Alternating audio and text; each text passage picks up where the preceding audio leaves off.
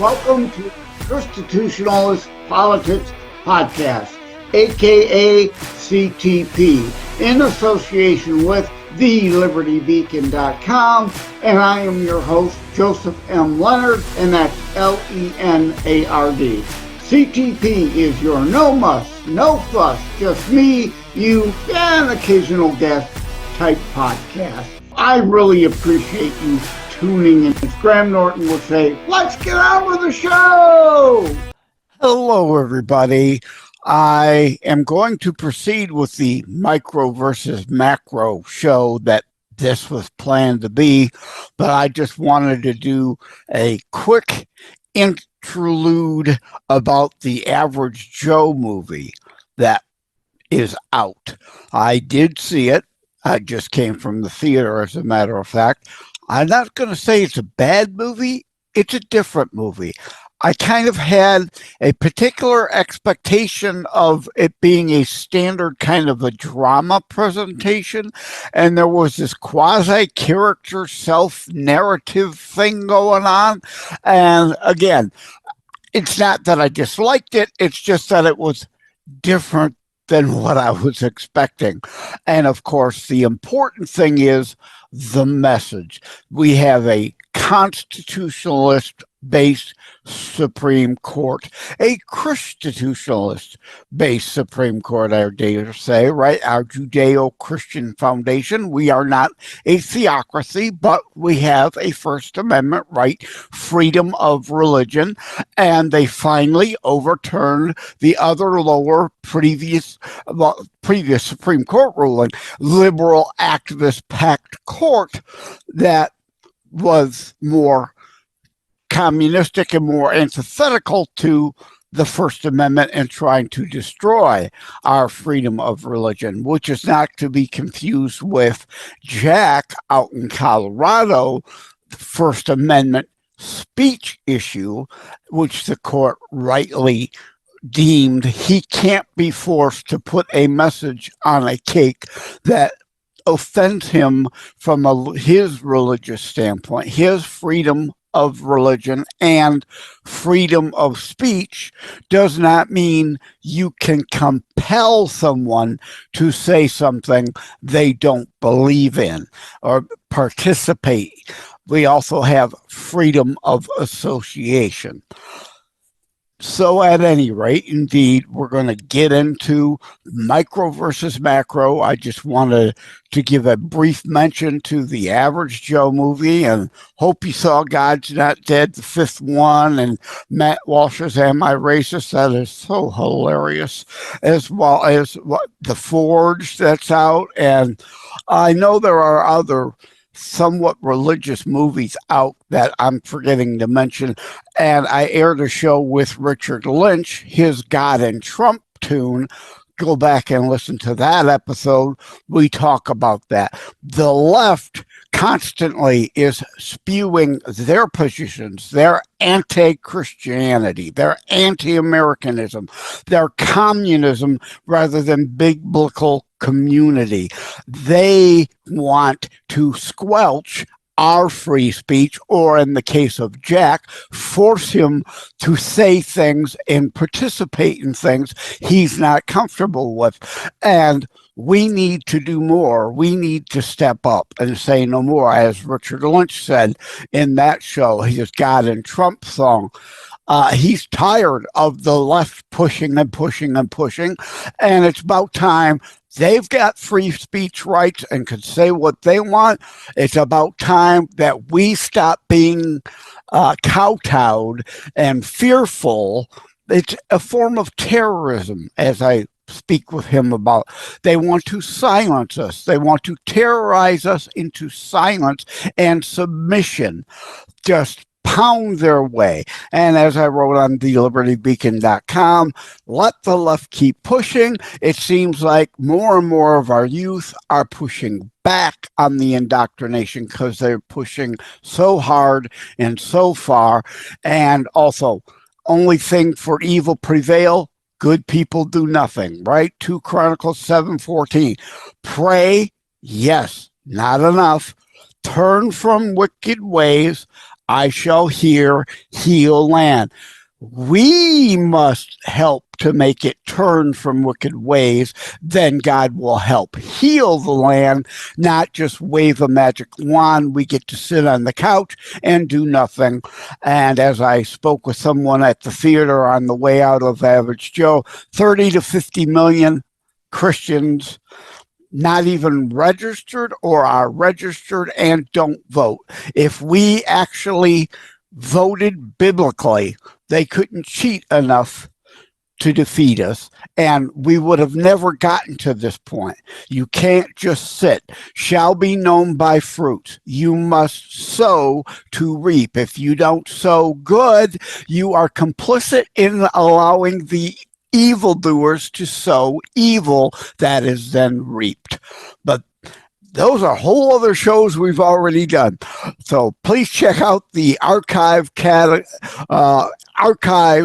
for shows on all those topics if you're new to the show. Oops. Before I get to micro versus macro, I realized I goofed. I mentioned Richard Lynch in the context of free speech and freedom of religion.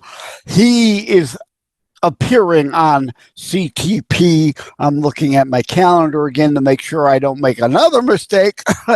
Thursday, October the 24th, the week following this show, not the week prior. So if you're scratching your head, saying, I didn't see anything about Richard Lynch in a song that he's getting backlash, cancel culture, of course, the left, again, the censorship thing.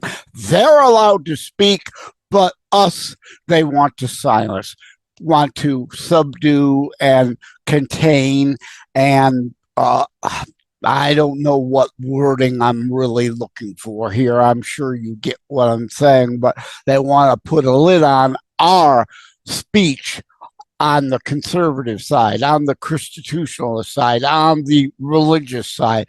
Their atheistic communism can be spewed all day, every day, anywhere and everywhere, but us, they try to silence because, as I speak with Richard Lynch, they can't sell. No one will buy what they're selling if they're honest, and they have to squelch our speech because we point out they're lying, because they have to lie in order to try to get people to buy, trick people into what they're trying to peddle, communism rather than biblical community. So, at any rate, now that that's cleared up, let's get into micro versus macro. Greetings, everybody. Welcome to the show, ChristiTutionalist Politics Podcast, Season 2, Episode 70. Micro versus macro. I got a frog in my throat now. Hopefully I can make this through without coughing, hacking, and having to clear my throat a bazillion times. At any rate, here we go. Another weird show in a sense, in that I'm going to really deter,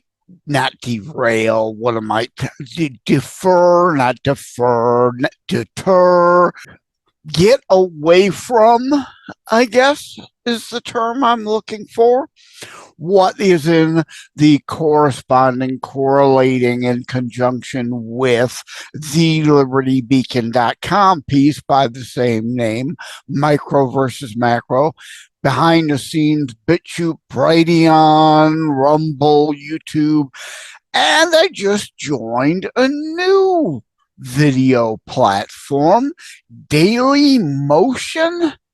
So going to give them a shot too. We'll see what happens there. So if you're spotting me there for the first time, I just joined, so we'll see what happens. But yeah, behind the scenes here, you see me shaking the notes and actually the full printout of the article, Micro versus Macro, that will be submitted and posted at thelibertybeacon.com that correlates, is in conjunction with, corresponds with the show. But as I started to say, the article got too long. So I started chopping, and something that hit the chopping block in discussing micro versus macro, and I think this will work out really well for the CTP corresponding episode talking points about it, is Dyson sphere. Yeah, micro versus macro. It relates to everything, but mostly today I'm going to apply micro macro in an energy sense, because the left has no logic, no reason, especially no common sense, no inability, an inability. They have no ability to compare cost to benefit, right? There are a lot of things I could do, but is it worth my energy output, time, personal blood and treasure expense for the benefit I will get in return? And that's all part of the problem here with the left. Unicorn fart fantasy delusions. They love theories and they get emotionally attached to their theories, and there's no practicality to doing what indeed can and may work in reality based on the theory. But again, the return, the benefit is stupid. It's the cost to benefit. The overall return and expense put in based on, or with what you do now, the expense it will cost others later, not worth the effort. And that's kind of what this is all about. Micro, macro. Now, as I said, I cut the Dyson sphere. Blech. I cannot talk again. Why does that happen every time I hit record? The brain and the mouth stop cooperating. The Dyson sphere, S-P-H-E-R-E. I'm not saying fear, and I apologize again with the tooth that was pulled now months ago. I sound like, in my mind, Sylvester from Sylvester and Tweety, suffering succotash, and certain words, especially with an S in them, don't want to come out of my mouth right, or don't come out clear. At any rate, Dyson sphere, in theory, yeah, it's a potential. I can see it in theory, but again, what is the practicality of actually trying to accomplish such? Now, having a star, and if you have a spacefaring race, have robots that can handle multiple hundreds, if not potentially, hopefully, thousands of degrees working environment to be able to go up, out, and somehow try to surround an entire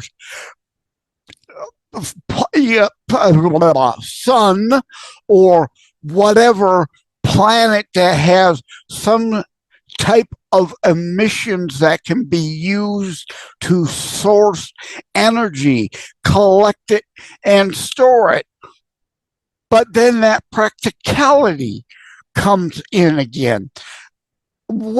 How do you get to it?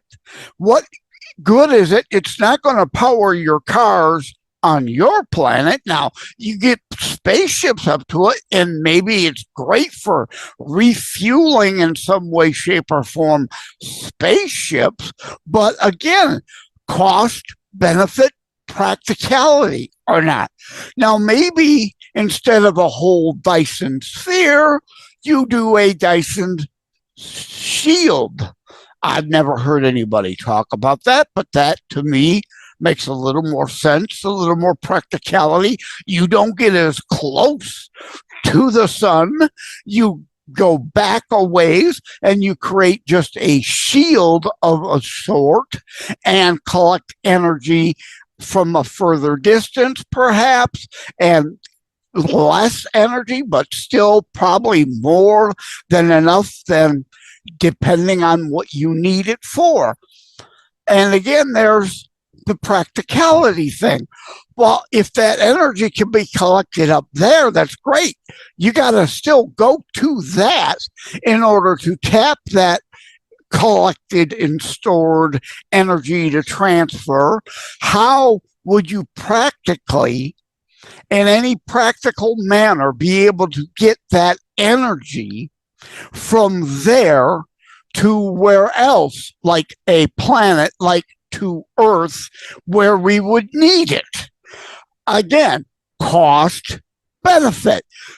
The enormous costs that would be involved in building the sphere or the shield, and the ships to go back and forth from it to collect and deliver back that energy somehow, is just not practical, at least yet. Of course, right? We're talking science fiction to a degree here, but science fiction in the past has become modern science fact in many different regards. I wanted to talk about, I'm going to pivot here a little bit. One of my all-time favorite movie directors is Roland Emmerich. He's the guy behind Stargate, The Day After Tomorrow, Moonfall, Independence Day movies, whole bunch of blockbusters. Stargate's one of my all-time favorite films. My all-time favorite TV series is Stargate SG-1, the spinoff from that. And this is a bit of an aside, nothing to do with micro macro, but rumor has been for however long now that Roland Emmerich's been trying to reboot Stargate as a in-theaters movie trilogy. I would love to see what he does with that, but MGM has veto authority over everything. Now, back when Stargate SG-1 was roaring, why would they upset that? Don't let them bring it back to the theaters yet. But then Stargate Atlantis was also doing well. Don't do it. Then they tried some other spinoffs, didn't do so well. But now Stargate has been kind of a moot thing for a long time. What's the holdup from bringing that back now? But I bring that up because, right, we're talking science fiction versus science fact, science fiction versus science reality. What is great in theory as to whether it can become reality at some point, and we just aren't technologically advanced to accomplish some things. But again, you know, TLB, are there aliens? Not the open border kind, the outer space kind. Are they extraterrestrial? Are they interstellar, interdimensional, or as I created the term, intertimental, right? Are they even really then aliens, or are they humans if they're intertimental from another time? Are they in the same space, therefore not traveling through space and somehow coming through dimensions, so the amount of space really to cover is little, but whatever the dimensional barrier to cross is at issue. But this all relates in applying it to the Dyson sphere theory versus practicality. Now let's bring that back to Earth, so to speak. Solar, micro, macro. Solar works great on the micro level. If anyone, and you climatards who say you care so much and you're so concerned and you want this green energy, why are there not solar panels on your house then? That's where it's practical. That's where the cost to benefit makes more sense if you can afford that cost to get that benefit over term to pay you back and reduces the cost of your electricity over long terms because you're not buying it from, or at least as much of it, from the current local power plants. Why aren't you doing that? The macro level is not practical. The sun doesn't shine all the time, right? And the alternative is then that you need massive, huge space requirement taking battery farms to go with the solar farms. In your basement, you could put a bank of lithium ion batteries, and it's practical. Doing that outside over thousands of acres is not practical. Cost to benefit returns, not very realistic, not financially really viable. But again, the point here is the left doesn't care about that if and when they can steal other people's money in order to pursue their pipe dreams. And then return really doesn't matter to them either because it didn't cost them in the first place.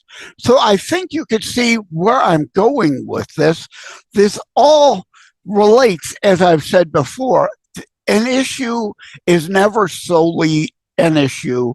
It doesn't exist in a vacuum. These issues all have to interrelate. Now, it's the same with wind farms. That's great. I know University of Michigan has worked with tidal generators. Those are practical, and it's better than a whole building a hydroelectric dam. Tidal generators can be put in rivers all over the place, in lakes all over the place, because unlike wind farms, again, on a small scale, it can work.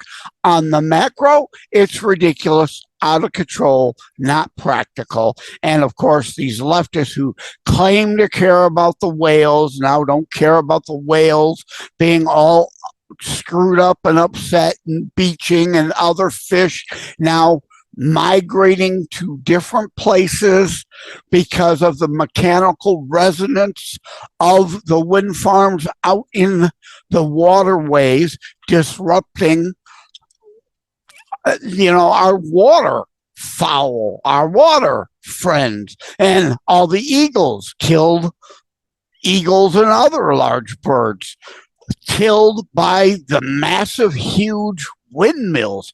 All of a sudden, don't care. They don't care because it's never about logic or reason. The issue is never the issue. This is an emotional thing. Climate worship, planet worship, climate change, man-made hoax is their religion.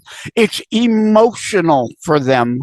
So the practicality of it, they don't care. But tidal generators, is a great future to look into. And being here in Michigan, I know University of Michigan has made some great progress with that. I have discussed for decades now, reached out to the EPA and all kinds of the energy companies. Drum barrels are more practical than the regular windmills if we put them along our freeways. Think about that. How much sense does that make? Even when the wind itself isn't naturally blowing, when traffic is passing both directions, the cars are creating a current, a wind current to drive drum barrels. There can be tons of them. They're not taking up open space and open land. They're on existing use land all up and down the freeways. They could be generating electricity for local use. But that's a practical solution. That's an intelligent solution. That's a micro versus their unrealistic macro wind farm generation. Oh, I still can't talk. Nonsense. Battery technology has come a long way, but the left hates nuclear because what? They're concerned about the nuclear race. Well, we were building a place at Yucca Mountain to try to store it all, and they block that. So they're against nuclear, which is also a very green, clean energy, and we're going to need that. And advancements in nuclear has come a long way. This isn't the early 1900s, even the late 1900s. In the last 20 years alone, nuclear has come a long way. We're closer to fission and potentially moving away from fusion, and even fusion, much, much smaller reactors to produce much more output of power. More practical. Even the original founder of Greenpeace left that organization because, of course, it's now just a left-wing, anti-American, tear-down America organization, like every left-wing co-opted organization. He's for nuclear. But at the same time, batteries. Your electric vehicles, after 10 years, all those batteries containing toxic chemicals can't just go into your standard local landfill. It's like nuclear waste. You need special handling to take care of that over the long term. But again, the left doesn't care about any of that, the pros and the cons. All they see is their emotionally hysterical unicorn fantasy delusion pipe dream theory of the pros. Ignore the cons, ignore the costs, especially, again, if they can, through communism, steal money from you to fund their pipe dreams. So battery technology is great, but it's still not where we need it to be. And then there's a whole issue of EV fires, right? You don't put one of those out with a standard pump water fire truck. You require a foam fire truck, special made, extra costs that they refuse to factor in, extra dangers they refuse to acknowledge and deal with. We had Hurricane Milton, but no, Hurricane, was it Henry? I forget now, but there was an EV fire caused by the hurricane. Regular water doesn't mix well with these batteries, let alone salt water, extra dangerous. And if there's any minor flaw in how the batteries are contained and that water gets into that, it creates an electrical fire, an ion lithium battery fire, and you need the special trucks to put them out. And of course, one of those couldn't get through due to hurricane damage, and the car had to be left to just burn itself out, which of course threatened other properties, buildings, and everything else around it, spreading the fire. These are practical questions, practical issues, things that you must use logic, reason, and common sense to deal in, not emotional hysterics. I'm thumbing through quickly my notes here. The next section is, Dyson sphere that I cut out, and governance in general. Also micro, macro, right? A idea of communism may work on a micro level. It doesn't ever work anywhere on the macro level. And this being a Christian show, we should all be about biblical community, as you've heard me talk about before, our free will, our freedom, our individual rights, our individual responsibilities, we should want to be our brother's keeper with and from our own blood and treasure, not communism, which is theft to redistribute.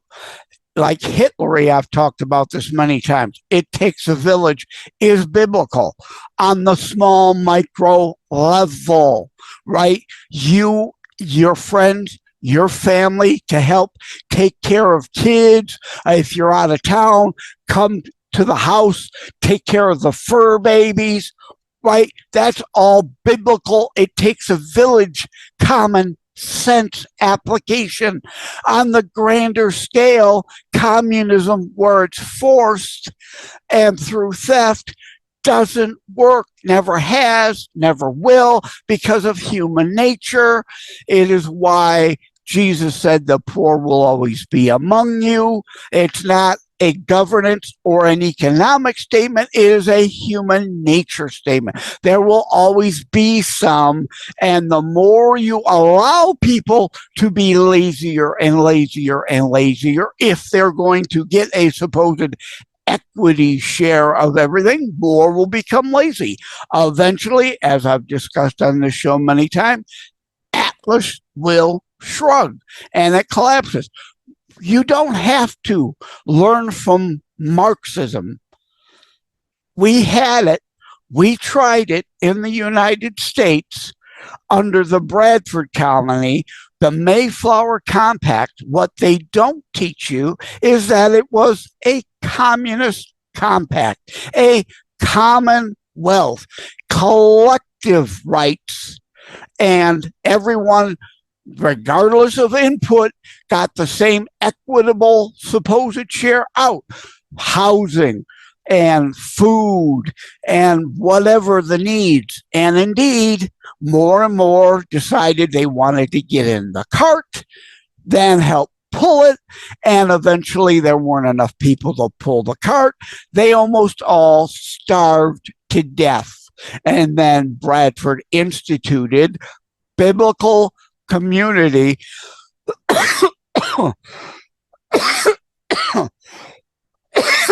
Oh, excuse me. Sorry, that frog in my throat caught up with me and I had to cough eventually. The audio version, of course, I'll cut that out and I'm going to need to take a drink here. Pardon me. But Bradford, recognizing they were all going to starve to death, instituted private property, individual rights, not collectivist rights, individual personal responsibility and freedoms rather than collectivist notions. And as Paul Harvey would say, now you know the rest of the story. And as the other saying goes, the rest, as they say, is history. America became founded on the biblical community concepts our Judeo-Christian foundations, not collectivist Marxists, who was many years off to come, those notions that fail everywhere, and as I laid out, fail on our continent. So micro, village, and community makes sense. Us coming together, as I discuss in the politics of Potterville. Sorry, I was having a mental block there. From talking about It's a Wonderful Life that we see on TV every Christmas. People don't think about the politics that are in there, that are there.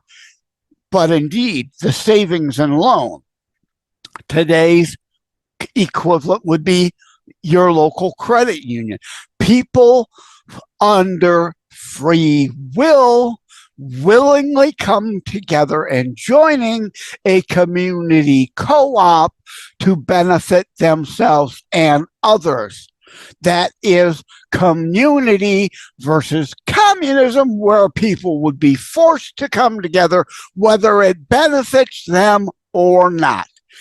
So see how this all ties back to micro versus macro. And I think I'm actually going to probably be able to wrap this up here. I really wanted to make sure I got into the Dyson sphere thing, even though I know some people are probably at the beginning shaking their heads and maybe not even made it to this point, not understanding why, but it was in the TLB piece. It got too long. I had to shave it down, so I cut that out. But indeed, the longer piece, almost twice as big as the LibertyBeacon.com piece, can be found as a sneak peek on beforeitsnews.com.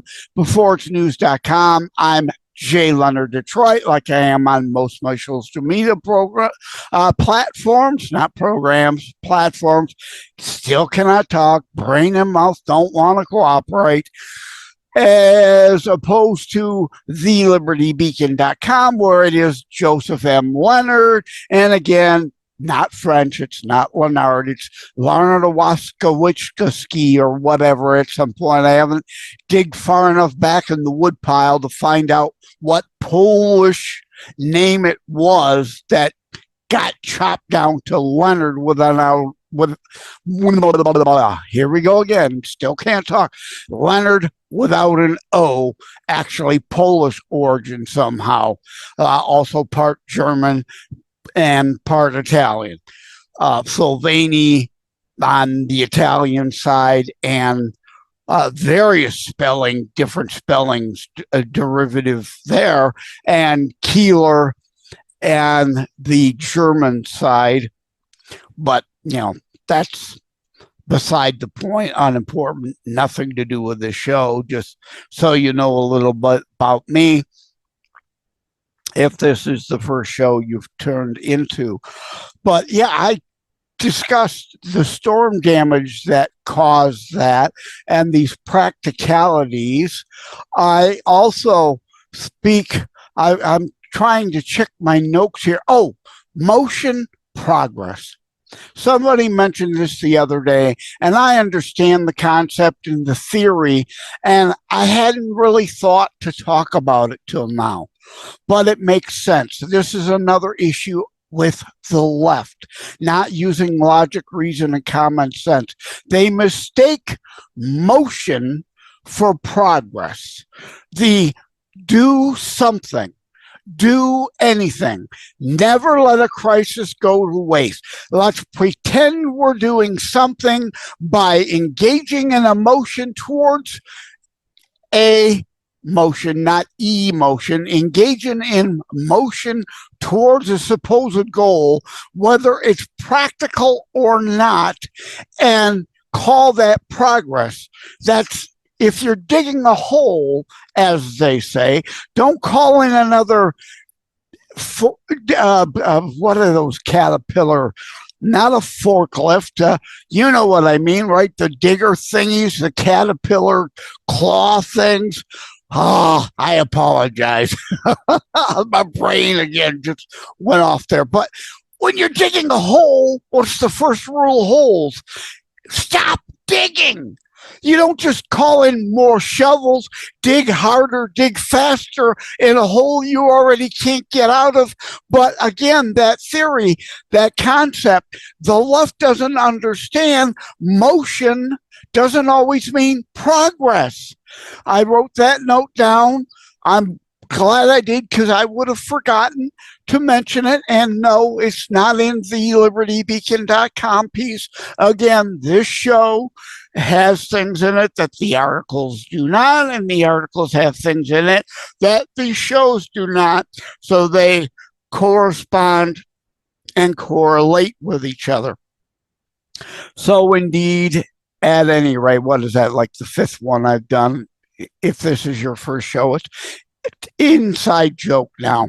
I still do ahs and ums, unfortunately. I've cut them down, though, but I established this habit of now saying at any rate. And indeed, I've joked perhaps I should rename the show to At Any Rate. That's actually a pretty good title for a podcast. Someone will steal that from me at some point and use that. But indeed, at any rate, wrapping things up,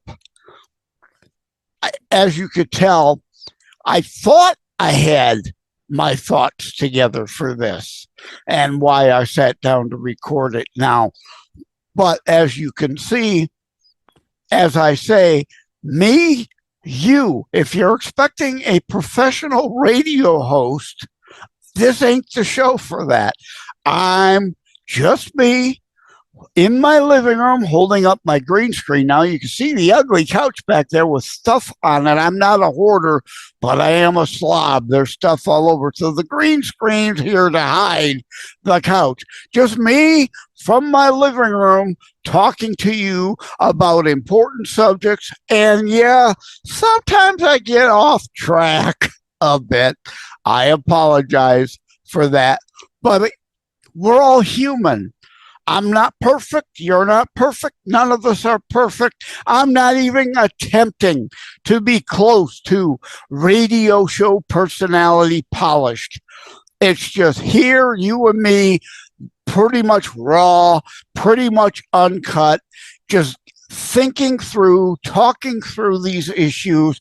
Hopefully, I've delivered to you now and in other episodes and episodes in the future additional food for thought that perhaps hadn't entered your mind, or some things that you can then present to others that you haven't yet to convince them of certain things. But concluding, micro, macro. Just because it works on the micro level doesn't mean you can scale it up to the macro, and vice versa. Macro, large scale type things aren't necessarily cost efficiently scalable down to a macro level. Some things have to be done on a grand, massive scale to only be viable due to economy of scale. So thank you for tuning in. Take care. God bless. Micro versus macro.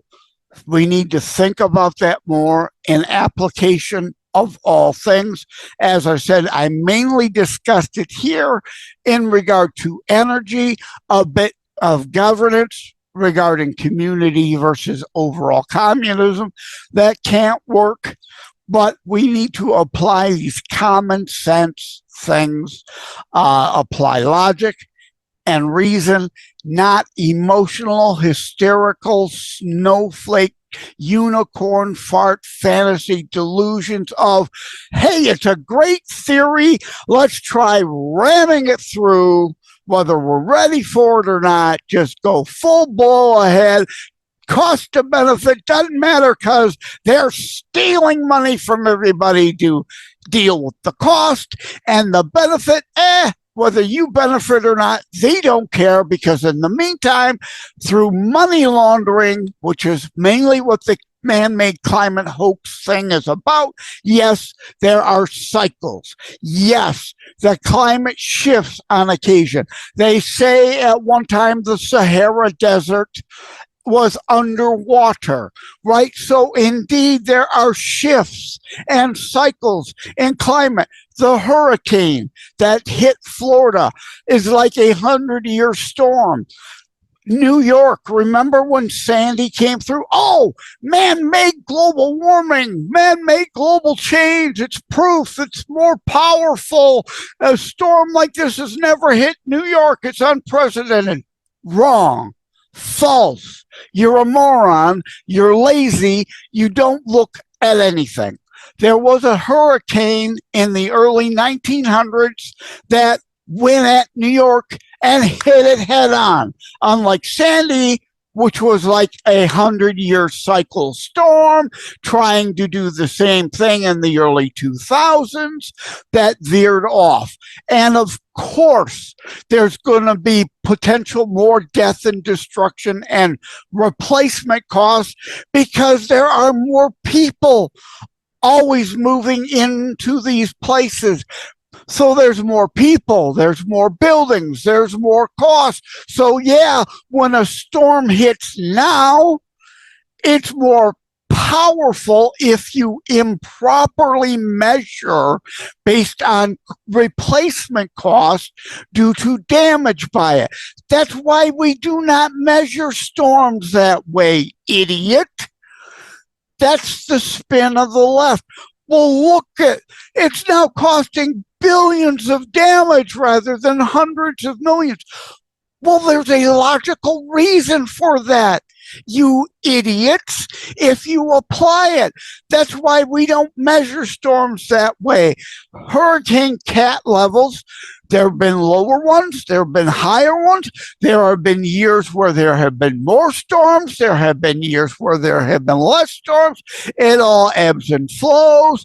It cycles. It's not man-made anything. The man-made thing is your idiocy and your attempts to use climate hoax as something that is supposedly man-made and that we could fix. Back to the sun. Solar flares and sunspots have far more effect on Earth's weather and climate changes, cycles, and shifts than anything we do. Hurricanes have existed for hundreds of years that we've been recording them. 100 years ago when there were far less people, 200 years ago when there were no cars, what was man doing? The far fewer men and women there were, what were we doing to cause those storms if supposedly we are affecting and causing these storms now? They can't answer that. They won't answer that because there is no logic and reason. They are only emotionally hysterical people, and the hoax gives them money laundering opportunities. Those on the inside get communistic money redistributed to them. Have you noticed these solar and wind farm companies? A lot of them come, and 5 years later, they're gone. They're bankrupt, but we're left with all that crap out there, destroyed the land. They've enriched themselves. They've pocketed as much money as they could. They lay off all the other workers that were just suckers at the time. They don't care about them. They've lined their pockets. They've moved on. And of course, all that government handout money, they then launder a lot of it back to the party who is giving them the grants. It's a whole money laundering operation. It's nothing to do with climate. It's nothing to do with reality. It is just a political money laundering scheme. At any rate, there's another rabbit hole I didn't really mean to go down, but as I constantly say, all these issues interrelate. And when someone is lacking any real faith, they fill the void with their own atheistic, personal pursuits that allow them to be God, not answer to any higher authority. It's all about them and nothing to do with us as peoples and bettering things. It's all about anti-Americanism, anti-religion. I don't want to even say Christianity, anti-religion. A lot of these people that profess to be in political leadership as actual Jewish or Christian or whatever, they're fakes, they're frauds, they're all about them. They're all about power and control. As you've heard me talk in previous episodes, all these things, power and control, acquisition, power and control over you. That's why Obamacare was there and meant to fail. They're pushing to Medicaid for all. It's not about healthcare, just like when the Nazis put it in place. It's about power and control over you. We love to help you, but we need you to do this for us before we can help your spouse, your son, your daughter, your aunt, your uncle, your brother, your sister. Power and control is what it's about, not healthcare. I've tied a whole lot of things together in here.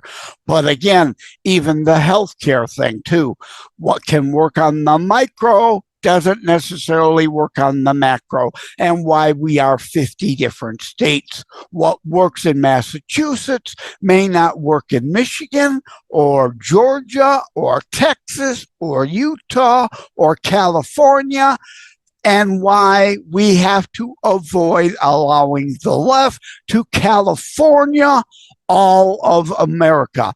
They want to turn their failure and push it on the entire country as a one-size-fits-all. Back to micro-macro. That sums it up. One size doesn't always fit all, and that's why there's got to be variety, there's got to be choice, logic and reason, not running on pure emotions. I've run way over from what I planned. Again, please check out thelibertybeacon.com. Micro versus macro dropping the same day as this, Saturday, October the 19th. And if you go to Buzzsprout, where this show is housed, although it's available on 20 plus platforms, including many behind the scenes video platforms where you can see the video.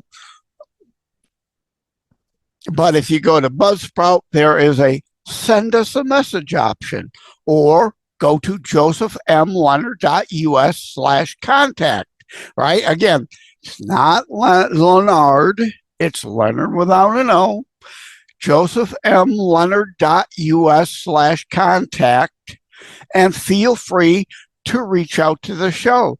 I've had a few listener feedback specials, and I'm certainly open to doing more of that. If you think I've got something wrong here, let me know. I'll have you on. We'll talk about it. If you agree with what I say but think I forgot something, let me know. I'll have you on. We'll talk about it as a listener feedback special.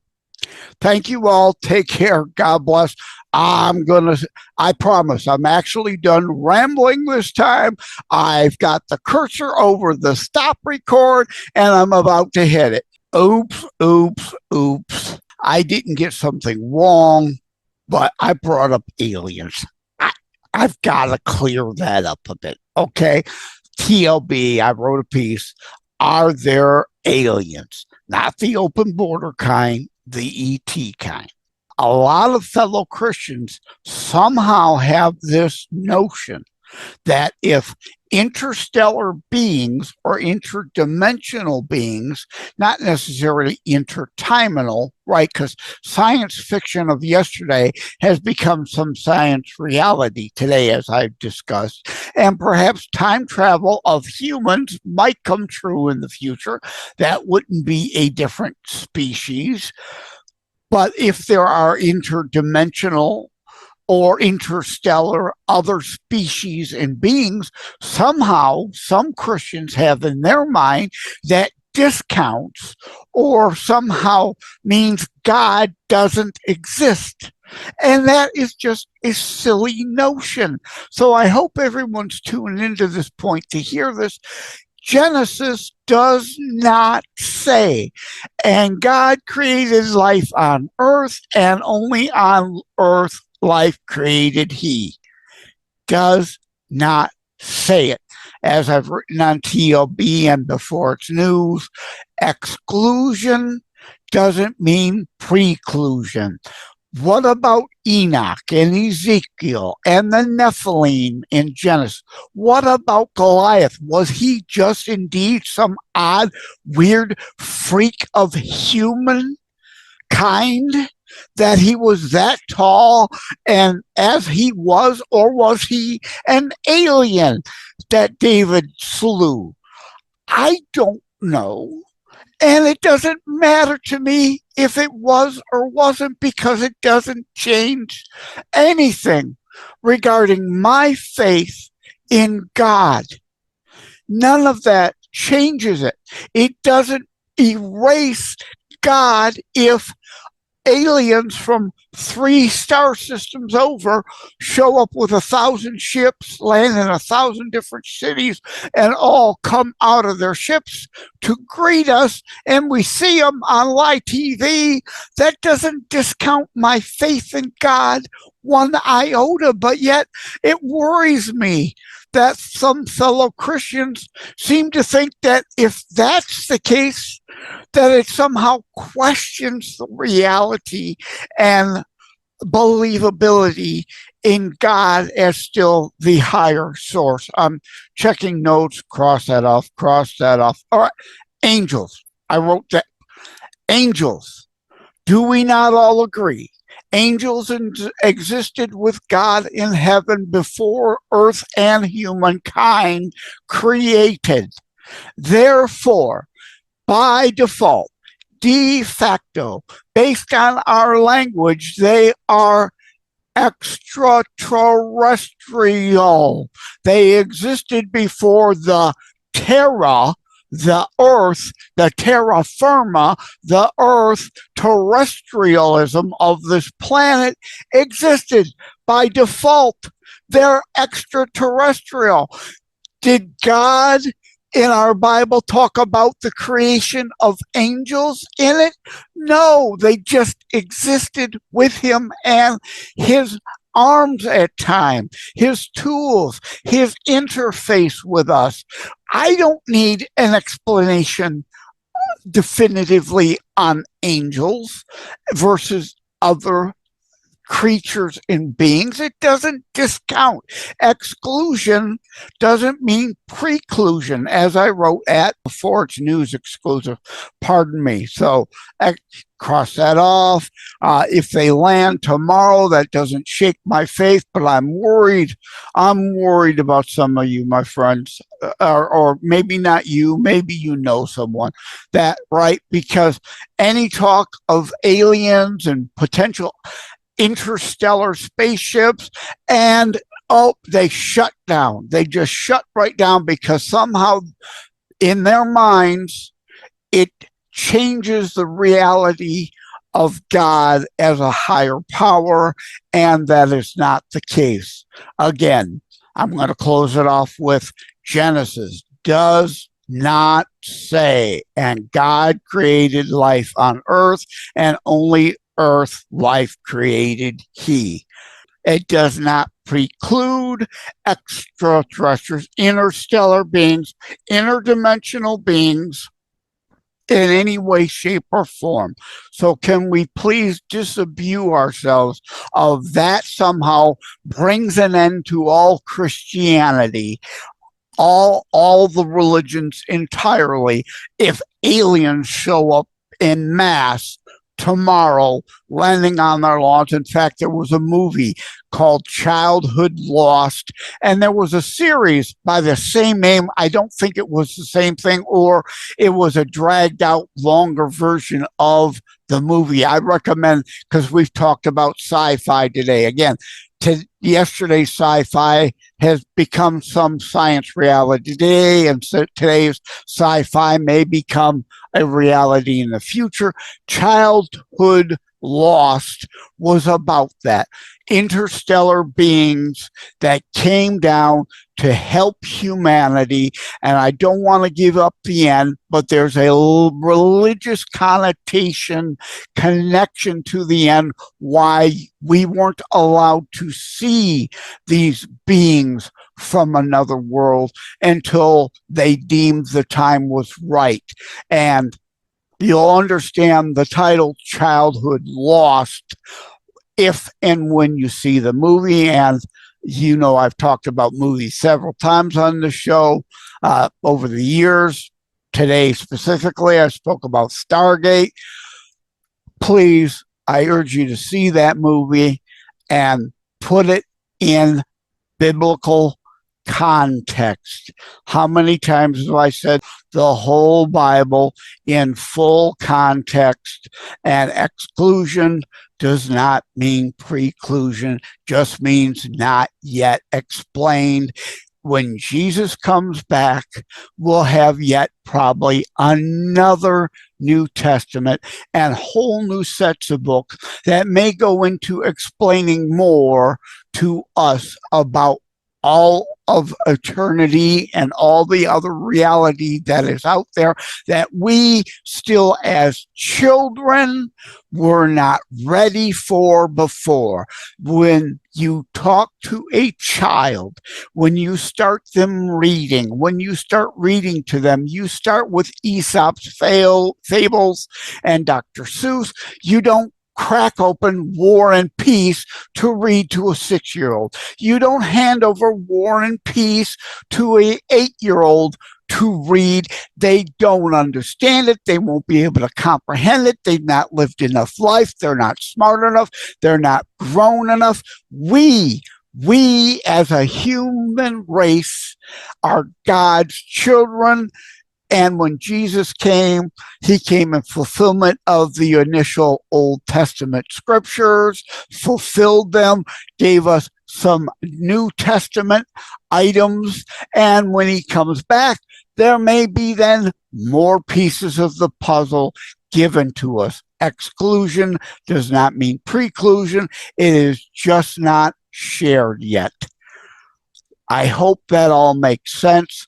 I am indeed. Let's get to the show outro now. Take care.